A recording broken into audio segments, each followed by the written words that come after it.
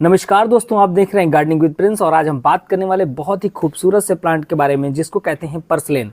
Purslane में बहुत ही खूबसूरत से इस तरह के फ्लावर्स आपको देखने को मिलते हैं जो कि पिंक, रेड और येलोइश कलर पे होते हैं। अंदर येलो पार्ट होता है, बहुत ही अच्छे लगते हैं। और अक्सर आप इनको देखेंगे कि गर्मियों में बहुत ज़्यादा फ्लावरिंग होती है। वैसे इनकी फ्लावरिंग तो 12 महीने होती है, लेकिन गर्मियों में बहुत ज़्यादा फ्लावरिंग इनको देखने को आपको मिल पाती है। आज इस प्लांट के बारे में पूरी इन्फॉर्मेशन देखेंगे, कैसे किस तरीके से केयर करनी है और बरसात के मौसम में इसको किस तरीके से आसानी से प्रोपोगेट किया जा सकता है। वैसे प्रोपोगेशन इसका कभी भी कर सकते हैं, केवल ठंडियों पे नहीं होता। ठंडियों पे डोरमेंसी पीरियड पे चला जाता है। बाकी आप इसको जब भी गर्म टेम्परेचर हो उस पर आप इसको आसानी से प्रोपोगेट कर सकते हैं। बरसात एक बहुत ही अच्छा टाइम होता है इसके प्रोपोगेशन के लिए। और आप देख पा रहे हैं कितने सारे यहाँ पे आप पर्सलेन का प्लांट देख पा रहे हैं बहुत अच्छी तरीके से। और यहाँ पे इतनी अच्छी इसमें बहुत सारी कलियाँ आई हुई हैं, ढेरों कलियाँ आपको देखने को मिल पा रही हैं। आप इसको घना इस तरीके से, घना और बूसी किस तरीके से बना सकते हैं, देखिए कितना ज़्यादा घना है। पूरे में अच्छी तरीके से ये प्लांट फैला हुआ है, इस तरीके से आप बना सकते हैं। तो बात करें हम इस प्लांट की कि सबसे पहली चीज़ है कि इसको अगर आप लगाना चाह रहे हैं तो आपके पास जो सॉयल मिक्सचर है वो किस तरीके का होना चाहिए। हमने देखिए यहाँ पर सॉयल मिक्सचर कुछ तैयार करके रखा हुआ है।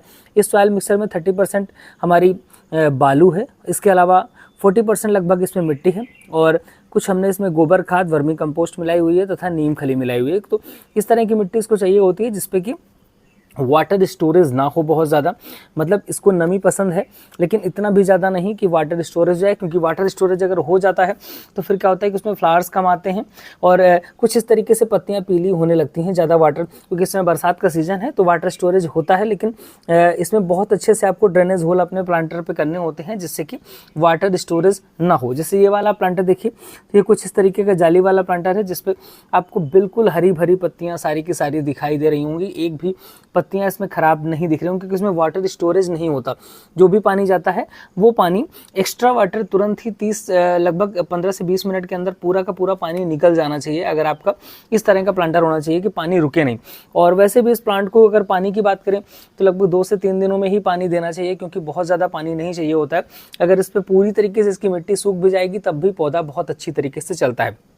अगर हम बात करें पर्सलेन की, तो पर्सलेन बिल्कुल पार्चुलेका की तरीके ही उसी वैरायटी का प्लांट है। जिस तरीके से देखिए आप पार्चुलेका की कितनी खूबसूरत से इसमें फ्लावर्स आए हुए हैं। बहुत सारे लोग ये सोचते हैं कि पर्सलेन और पार्चुलेका दोनों एक ही चीज़ हैं, तो दोनों एक ही चीज़ नहीं है, दोनों में फ़र्क है। ये अलग पौधा है और ये अलग पौधा है। बाकी कैटेगरी एक ही है दोनों की, दोनों एक ही कुल के पौधे हैं पर्सलेन और पार्चुलेका। और अक्सर लोग इस चीज़ पर कन्फ्यूज़ रहते हैं। अब दूसरी बात करें कि इसको हम किस तरीके से लगा सकते हैं, तो मिट्टी की बात हमने कर ही ली है। अब बात करें कि इसको हम प्रोपोगेट किस तरीके से कर सकते हैं, तो प्रोपोगेशन के लिए आप आसानी से कटिंग से प्रोपोगेट कर सकते हैं। और कटिंग से अगर आप प्रोपोगेट करना चाहते हैं तो बहुत ही आसान होता है, कुछ भी एक्स्ट्रा आपको नहीं करना है। सिंपली क्या करना है, कोई भी, जैसे कि स्टेम है आपके, लग रहा है कि आपके पौधे में एक्स्ट्रा लटकी हुई स्टेम है, बस आइए और उसको उठा करके इस तरीके से आप कट कर दीजिए। आपने ऐसे कट कर दिया, नीचे का हिस्सा हटा करके मिट्टी में दबा देंगे, आसानी से लग जाएगा। और दूसरी चीज़ है कि अगर आप अपने पौधे को बहुत ज़्यादा घना और बुसी बनाना चाहते हैं कि बहुत ज़्यादा उसमें स्टेम्स हो, तो आपको टाइम टू टाइम इस तरीके से कटिंग करनी ही होगी। इसको आप कटिंग भी बोल सकते हैं, इसको आप पिंचिंग भी बोल सकते हैं। पिंचिंग करने से भी पौधा बहुत सारा घना होता है और जितना ज़्यादा घना होगा उतने ज़्यादा फ्लावर्स आएंगे, क्योंकि इसे ऊपर का पार्ट है। देखिए सबसे ऊपर यहाँ पर आपकी कलियाँ लग जाती हैं और अक्सर आप देखते होंगे कि बहुत सारे जो फ्लावर्स होते हैं वो खिलने के बाद ये सूख जाते हैं। फिर क्या होता है कि वहाँ पे उस एरिया पे नई कलियाँ नहीं निकलती, तो आप उस पार्ट को ऊपर से कट कर दीजिए। तो होगा क्या, फिर यहाँ से बहुत सारी नई नई स्टेम निकलेंगी ढेर सारी, और उनमें ढेर सारी आपकी कलियाँ निकल करके आएंगी। जिससे अभी देखिए इस पूरे के पूरे प्लांट में इतनी सारी कलियाँ देखने को मिल रही हैं। कल या परसों में इसमें अच्छे खासे फ्लावर्स देखने को मिलेंगे। बात करें तो ये भी प्लांट जो है दिन में आपको इसमें फ्लावर्स देखने को मिलेंगे। सुबह 9 से 10 बजे के आसपास इसमें फ्लावर्स आ जाते हैं। इसके बाद शाम को 5 से 6 बजे तक फ्लावर्स देखने को मिलते हैं। तो फटाफट इसकी हम कुछ कटिंग्स निकाल लेते हैं। हम आपको दिखा देंगे किस तरीके से इसकी कटिंग्स को आप ग्रो करेंगे। यहाँ से हम इस तरीके से कट कर लेंगे। बात करें इसके फर्टिलाइज़र की, तो इसमें बहुत ज़्यादा किसी फर्टिलाइज़र की नीड नहीं होती है इस प्लांट को कि आप इसको कोई एक्स्ट्रा फर्टिलाइज़र दीजिए।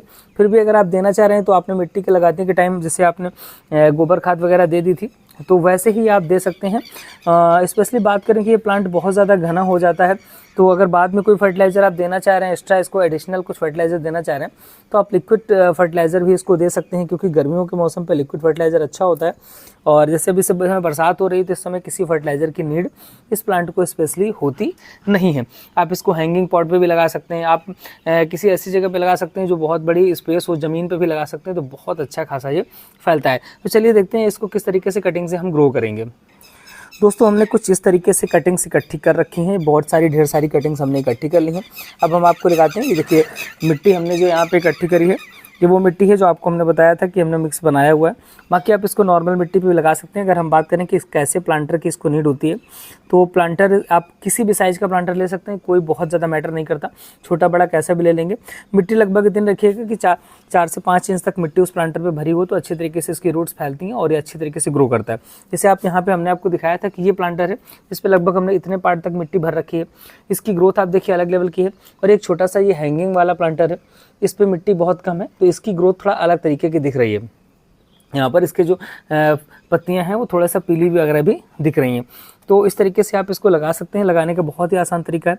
नीचे का 1 से 2 इंच का पार्ट आप इस तरीके से इसको हटा देंगे और कहीं भी मिट्टी पे इस तरीके से आप दबा देंगे। चाहे तो आप पहले से ही इस मिट्टी को गीला कर सकते हैं, जिससे कि आपको लगाने में आसानी हो। अगर आप बाद में भी लगाना चाहते हैं तो कोई दिक्कत की बात नहीं है। तो इस तरीके से थोड़ी थोड़ी जगह छोड़ छोड़ करके हम इसको दबाते चले जाएंगे। आपने जो मिट्टी बनाई है उस पर फटाफट इनको दबा लेंगे। जैसे कि पॉट के बारे में बताया, तो पॉट के लिए कोई विशेष रिक्वायरमेंट नहीं है। हमने यहाँ पे मिट्टी पे इसको दबाया है। इसके बाद क्या करेंगे, इस पर पानी डाल देंगे।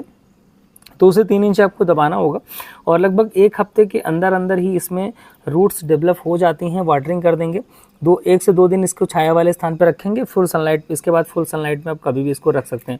ऐसा नहीं है कि आप इसको ज़्यादा दिन आपको छाया पे नहीं रखना होता है, आसानी से आप फुल सनलाइट पे रख लेंगे। तो इस तरीके से हमने इन सारे जो हमने कटिंग्स ली थी, इन सारी कटिंग्स को हमने लगा लिया है। और कटिंग लगाने के बाद इसमें हम थोड़ी थोड़ी वाटरिंग कर देंगे, जिससे कि ऊपर का इसकी मिट्टी के सरफेस सूख जाए। और जो हमने कटिंग्स लगाई हैं, ये कटिंग्स क्या करें, उसको पकड़ लें, मिट्टी को पकड़ लें, जिससे कि इनको लगने में आसानी होगी। दूसरी चीज़ आपको बताना चाहेंगे कि ये सकुलेंट प्रजाति का पौधा होता है। बहुत ज़्यादा इसमें वाटरिंग की ज़रूरत नहीं होती, क्योंकि ये वाटर स्टोरेज करके रखता है। इसको अगर 1 आध दिन पानी नहीं भी मिलेगा, मिट्टी बिल्कुल सूख जाएगी, तब भी ये पौधा नहीं खराब होगा, क्योंकि ऑलरेडी वाटर को स्टोरेज करके रखता है। अब हमने इस पे लगा दिया है, ढेर सारे इसमें प्लांट तैयार हो जाएंगे। यानी कि जिस तरीके से आप ये बड़ा वाला प्लांट हमारा देख पा रहे थे, इस तरीके से लगभग ये 10 से 15 दिनों में, 10 दिन के अंदर अंदर ही लगभग इसी लेवल का हो जाएगा। बहुत सारी इसकी लटकने लगेंगी और ये 100% सक्सेस प्लांट है। ऐसा नहीं कह सकते हैं कि इसकी हमने कटिंग लगाई है और इसकी कटिंग नहीं लगेंगी, ऐसा हो ही नहीं सकता। जो हमने आपको मिट्टी बताई थी, उसके अलावा भी अगर आप नॉर्मल मिट्टी पे भी इसको लगा देंगे ना, तब भी ऐसे ही इसी तरीके से इसकी जो सारी कटिंग है वो लग जाएंगी। ऐसा नहीं है कि आपको अगर ये मिट्टी आप नहीं बना पाए हैं तो उस पर नहीं लग पाएगा, लगने को लग जाएगा। लेकिन अगर अच्छी ग्रोथ चाहते हैं तो आप इस तरीके की मिट्टी ज़रूर बनाइएगा। बस ये ध्यान रखिएगा कि ऐसी मिट्टी ना हो जिसमें वाटर जो है, मतलब गीली वाली जो चिकनी मिट्टी होती है, इसमें वाटर बिल्कुल रुका रहता है, तो ऐसे में जो है नीचे से सड़ने लगते हैं, जो इसके स्टेम होते हैं वो सड़ने लगते हैं। तो इस तरीके से ये 100% सक्सेस हो जाएगा। इसलिए हम इसके बहुत आगे तक का वीडियो नहीं बना रहे हैं, यहीं पे वीडियो खत्म कर देंगे। नहीं तो आपको हम दिखाते हैं कि किस तरीके से ये लगा हुआ है। आगे हम किसी शॉर्ट्स वीडियो में आपको दिखा देंगे कि किस तरीके से ये जो हमने गमला लगाया था किस तरीके से बन चुका है। दोस्तों इन्फॉर्मेशन कैसे लगी कमेंट बॉक्स जरूर बताइएगा। वीडियो अच्छा लग रहा है तो वीडियो को लाइक करके चैनल को सब्सक्राइब जरूर कर लीजिएगा। मिलेंगे फिर किसी नए वीडियो के साथ। नमस्कार।